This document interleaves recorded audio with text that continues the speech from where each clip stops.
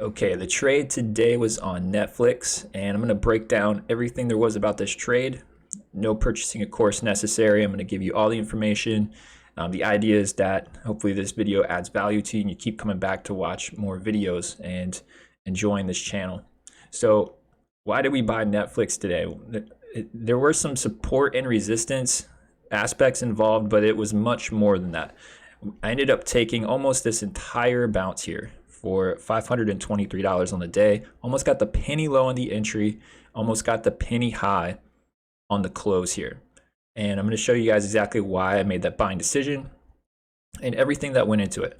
So first off, the market overall, the S&P, let's go over to SPY, opened up at pretty low volume today. It's not terribly low, but not breaking 400,000 shares is pretty low. It's below average.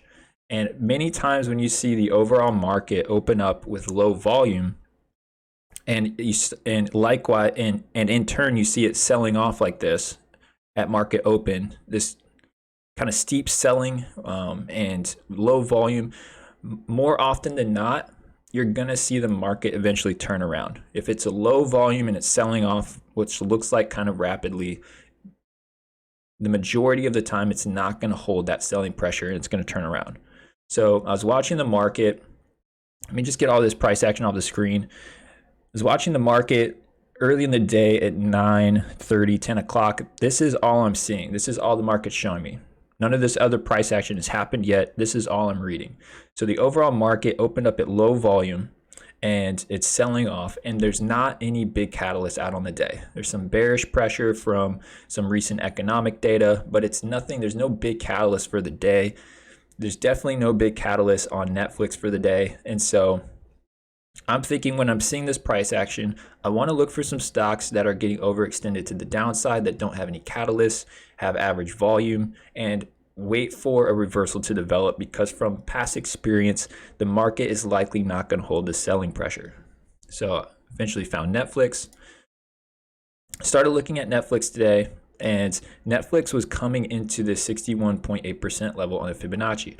This is a Fibonacci that is set on a yearly time frame. Go back out to a weekly chart here. You see I have multiple long-term Fibonacci set on this stock. I have set on almost everything I trade. But anyways, this was meeting up with this today, and looking at previous price action from yesterday, Netflix had a very nice bounce, very confident, hard bounce on 337. Very, very nice price action there. So when the market opened, the overall market was bearish, as we just saw. And so I ended up taking a short trade, and I shorted Netflix into this support zone. It was a very quick trade, just a few minutes, like 4 minutes there. It was a short from 336, shorted it down and closed it at 335.30. So roughly one full dollar there. Only made about $106 on that trade. And then as the price action started to break the 61.8% level, I started building a position here, looking for us to retest support from yesterday at 337. And I was more so looking for the 333, 332 level, just as a psychological level. But I'm also understanding that the overall market is likely going to turn around, because the low volume and the selling pressure likely is not going to hold. And I also knew that once we broke below this level, not only is the market likely going to turn around, but this area here, the 61.8, is going to be some type of magnetic zone for buyers and algorithms and whatnot. You can see here it bounced here, had some resistance here on this level, had support back on the 61.8 level.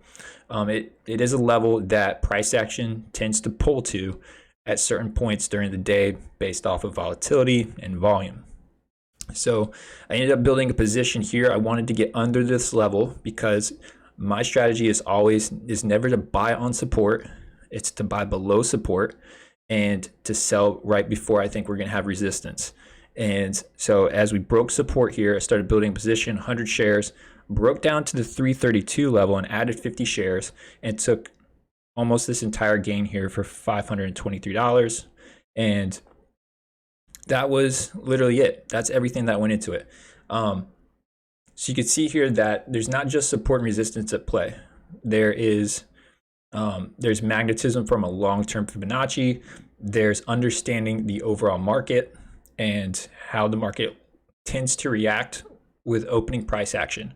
The main thing today, which gave me confidence to start buying here and to be patient, was understanding that the overall market had low volume and that it was likely not going to hold that selling pressure for very long.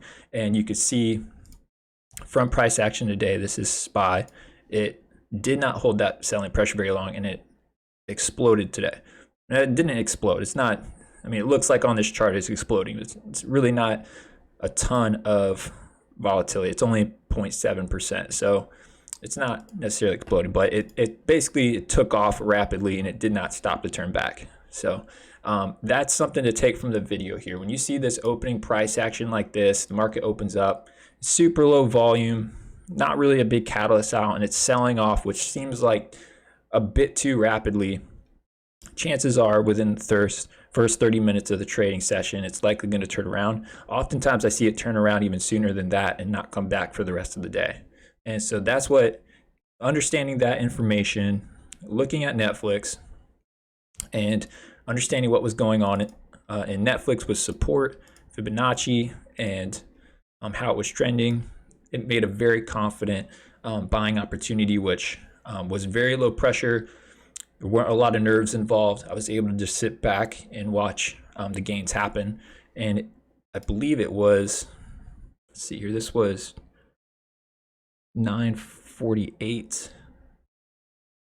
to 10:13. So it was like a 25-minute trade. It's a pretty long trade, 25 minutes. These are the kind of trades I love to take. I'm not the kind of trader who sits there and is jumping in and out at every other candlestick looking for us to break a certain penny and rapidly trading with tons of money. I like to look for these really nice reversals that offer a nice percentage gain. All right, so that's pretty much it. That's everything that went into this trade. Nice and simple, not too complicated. Just trying to have more than one piece of information, but not trying to make it overcomplicated with way too much information. All right, so if you like this video, please subscribe. Keep a lookout for more videos like this. We'll be posting them all the time, and I'll see you in the next one.